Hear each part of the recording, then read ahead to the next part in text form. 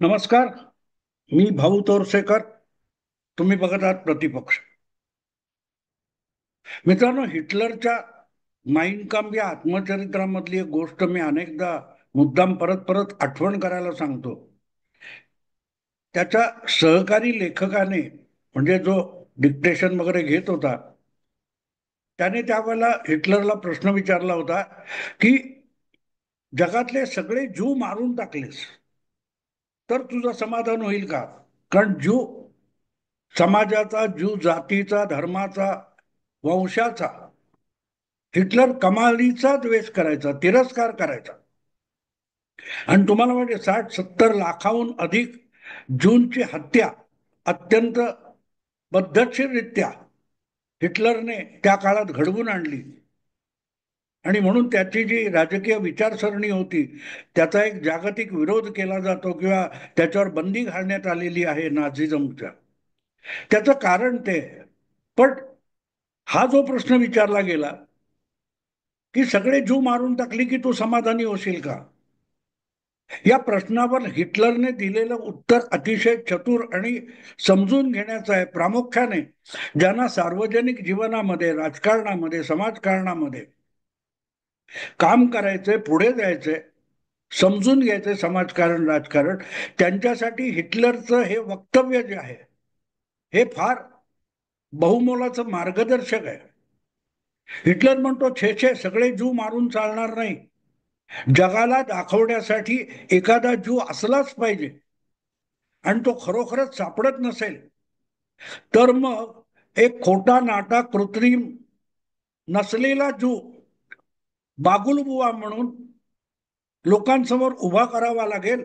कारण ज्याचा द्वेष करता येईल असं काहीतरी असलं तर द्वेषावर आधारित संघटना लवकर झपाट्याने उभी करता येते.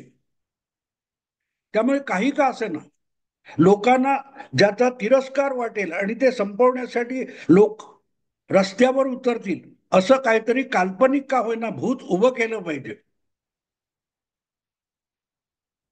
हिटलर जे म्हणतो ना ते आजच्या भारतातल्या सो कॉल्ड सेक्युलर, लिबरल, पुरोगामी लोकांचं सगळ्यात मोठं मार्गदर्शन किंवा हत्यार बनलेलं आहे.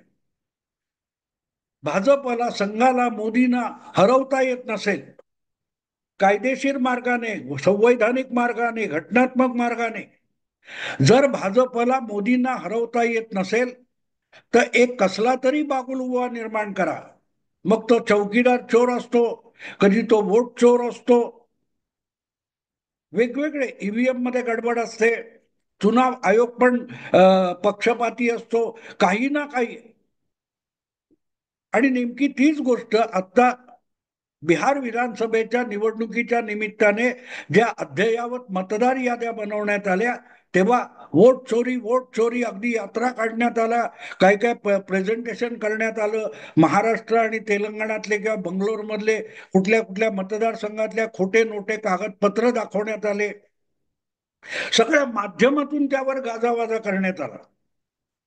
पण जेव्हा ते सगळे पुरावे तपासण्याची वेळ आली तेव्हा मात्र ते पुरावे माझे नाहीत हे राहुल गांधींनी उघडपणे सांगितलं. आणि अनेक पुरोगामी सेक्युलर बुद्धिजीवींनी राहुल गांधींच्या या खोटारडेपणाचं समर्थन केलं की पुरावे देण्याची गरज काय, डेटा तो तुमचा आहे. अरे पण डेटा खोटा कुठे आहे?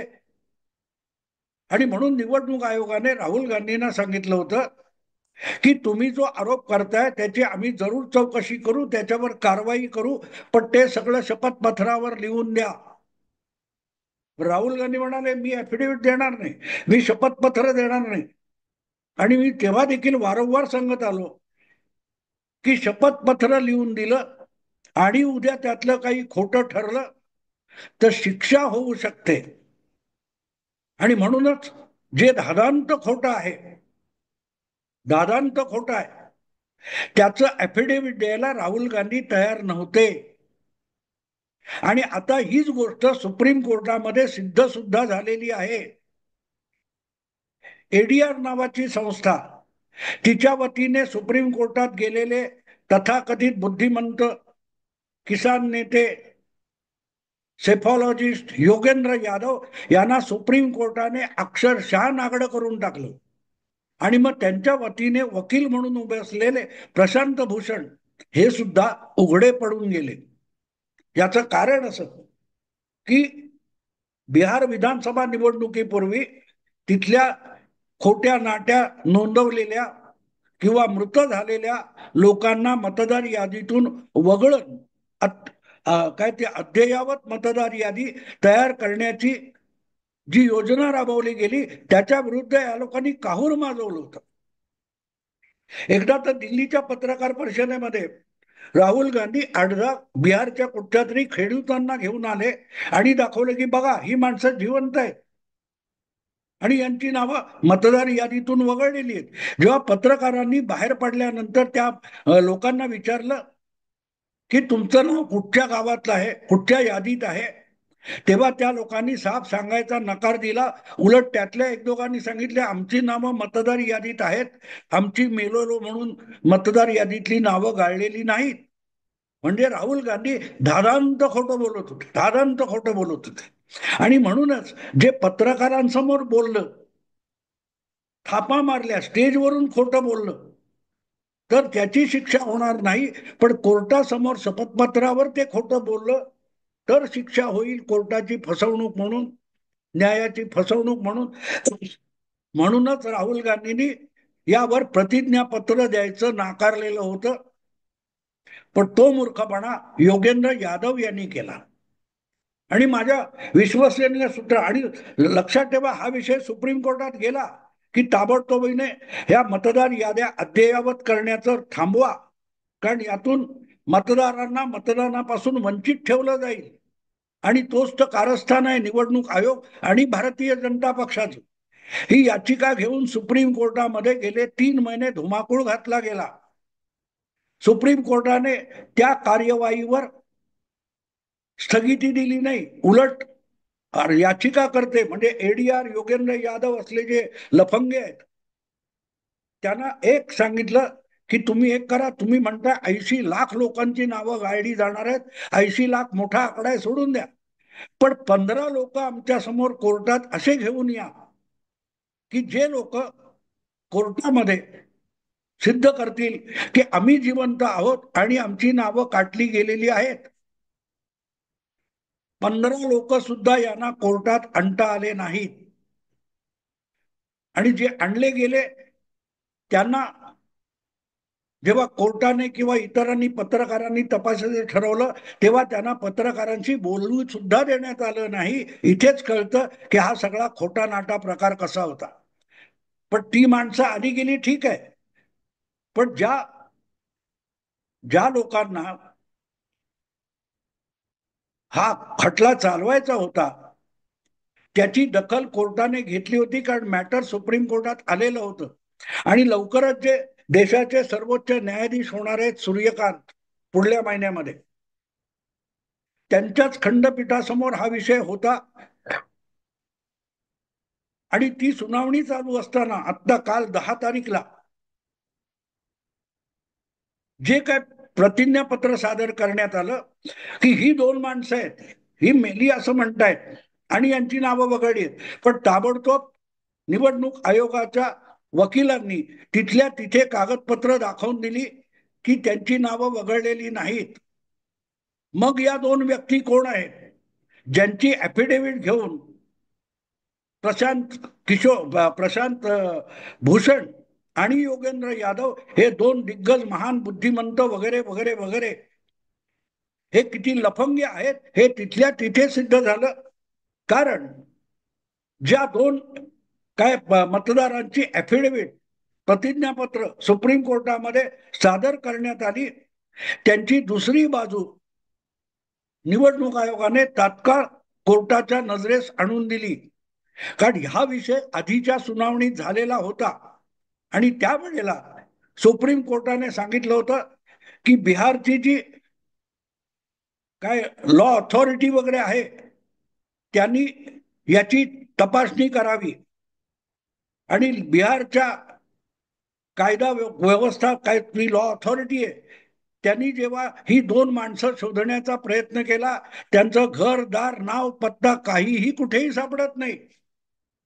म्हणजे जी दोन माणसं अस्तित्वात नाहीत त्यांच्या नावाने खोटी प्रतिज्ञापत्र बनवण्यात आली आणि ती थेट सुप्रीम कोर्टामध्ये सादर करण्यात आली.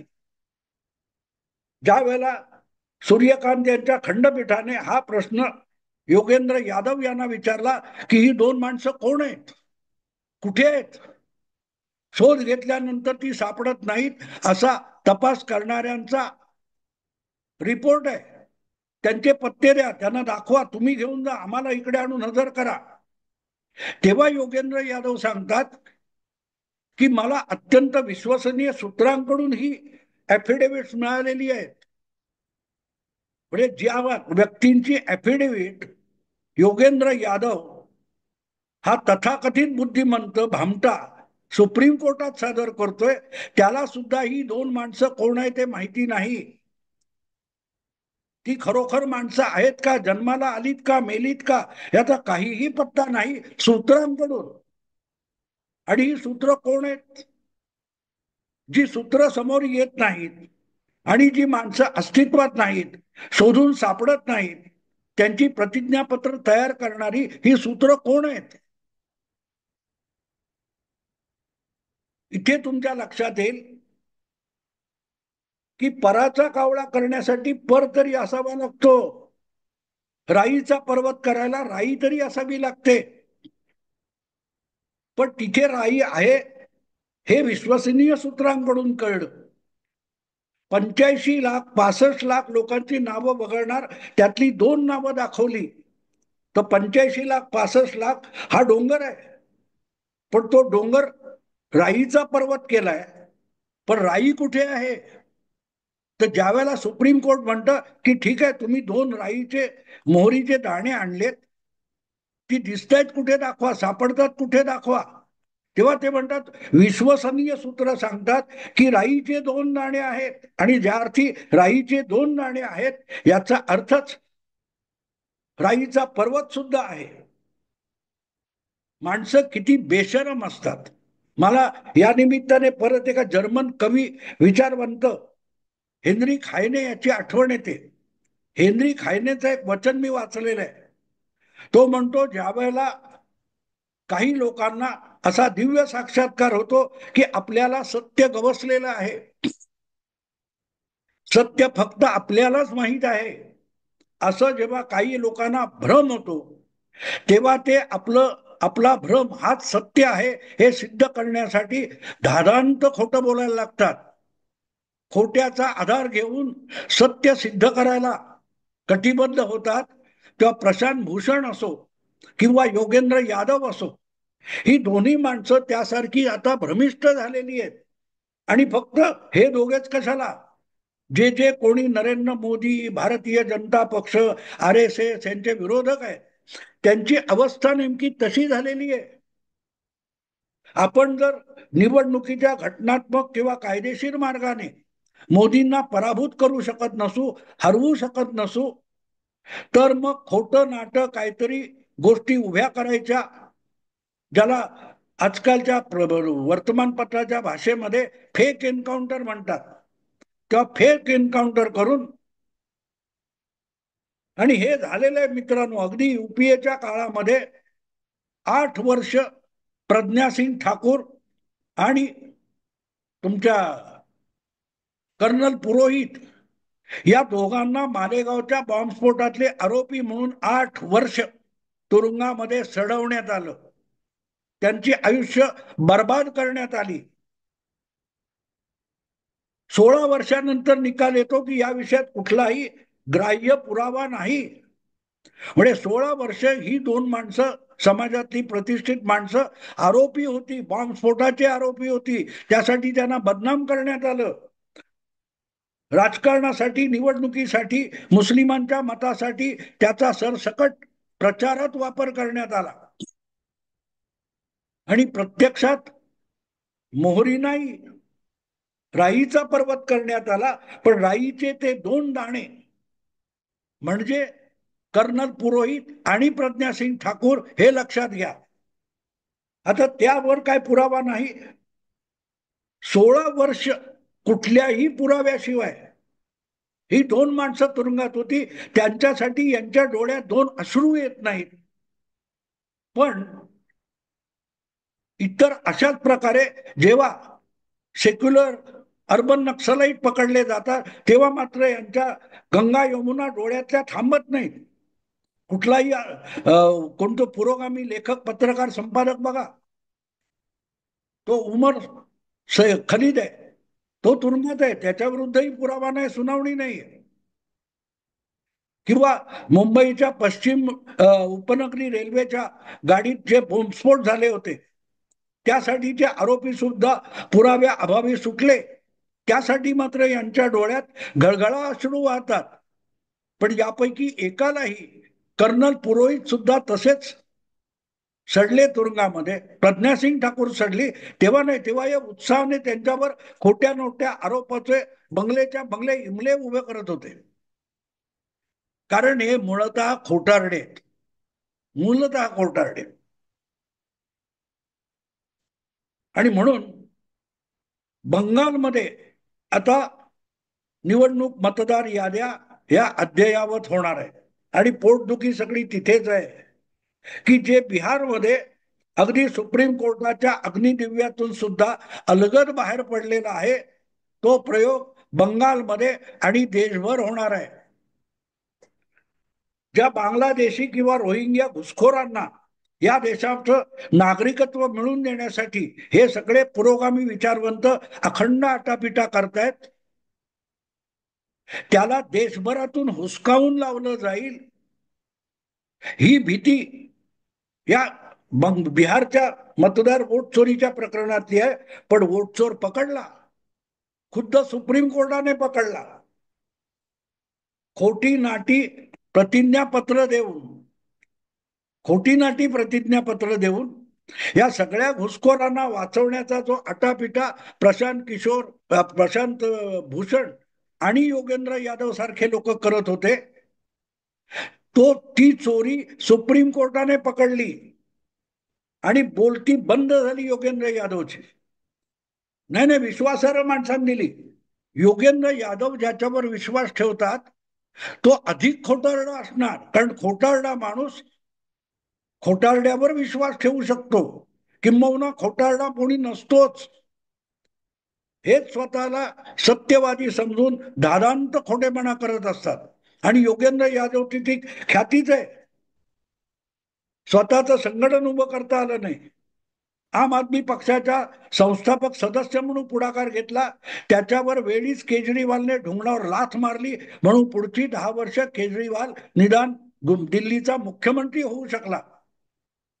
असे सल्लागार असल्यावर राहुल गांधींना काँग्रेस बुडवायला वेगळे प्रयत्न करायला लागत नाही, वेगळे प्रयत्न करावे लागणार नाही. मुद्दा असा आहे की ज्यावेळेला ही सगळी सुनावणी 10 तारीखला कोर्टात झाली, त्या सुप्रीम कोर्टाने ठणकावून विचारलं की याची जबाबदारी कोण घेणार. तुम्ही कोर्टामध्ये, सुप्रीम कोर्टामध्ये, देशाच्या सर्वोच्च न्यायालयामध्ये तुम्ही धादांत खोटी कागदपत्र दस्तावेज सादर केलेत, याची जबाबदारी कोण घेणार. तेव्हा हे सांगतात नाही नाही, मला कोणीतरी आणून दिलं, तो अत्यंत विश्वसनीय सूत्र आहे. कोण विश्वसनीय सूत्र आहे? हवेतून कोणी जादू करून तुमच्याकडे अफिडेव्हिट टाकली. योगेंद्र यादवला तर हे झटकता येतं, कारण योगेंद्र यादव सुप्रीम कोर्टातला वकील नाहीये. पण त्यांची केस मांडणारा प्रशांत भूषण हा मात्र सुप्रीम कोर्टाचा एक ज्येष्ठ वकील आहे. आणि म्हणून सुप्रीम कोर्टाने प्रशांत भूषणला खडसावलं. असं हवेत बोलून चालणार नाही आणि झटकून चालणार नाही. तुम्हाला याची जबाबदारी घ्यावी लागेल. ही अफिडेव्हिट आली कुठून, ही बनवणारा कोण, तुमच्यापर्यंत पोहोचवणारा कोण. जी माणसं जन्माला आली नाहीत त्यांच्या नावाने अफिडेव्हिट बनवून सुप्रीम कोर्टात तुम्ही सादर केले, सूत्र कोर्टात आलेली नाहीत. कोर्टामध्ये सूत्र आलेली नाही, तुम्ही आलाय, सबब तुम्ही जबाबदार आहे. आणि मग योगेंद्र यादव नागडा झाला आणि प्रशांत भूषण उघडा पडला. पण अर्थात त्यांना लाज नसते. पुरोगामी लोकांची पहिली जर गुणवत्ता कुठची असेल तर ते निर्लज्ज असतात, नागडे असतात. त्यामुळे धादांत खोटं बोलू शकतात, धादांत खोटं. आणि पकडलं गेल्यानंतर परत आम्ही अनवधानाने केलं असं म्हणून परत माफी मागायलाही तयार असतात. असो मित्रांनो, ह्या माणसांचं यापुढे काहीही ऐकताना विश्वास ठेवा की ही माणसं धादांत खोटं बोलत असतात. हे काही बोलतील ते पहिलं खोटं ठरवायचं, मग पुढचा विचार करायचा की हा काय म्हणाला. पण हा बोलतोय याचा अर्थच ते खोटं आहे हे समजून घ्यायला हरकत नाही. यांचं खोटं सूर्यप्रकाशा इतकं खरं आहे. योगेंद्र यादव बोलला खोटं आहे, राहुल गांधी बोलले खोटं आहे, पुरोगामी कोणीही काही दावा करतो तो खोटा आहे, हे गृहीत धरूनच पुढे राजकारणाचा विचार करा. एवढं बोलून थांबतो. आवडलं लाईक करा, शेअर करा आणि प्रतिपक्षाला सबस्क्राईब करा. नमस्कार.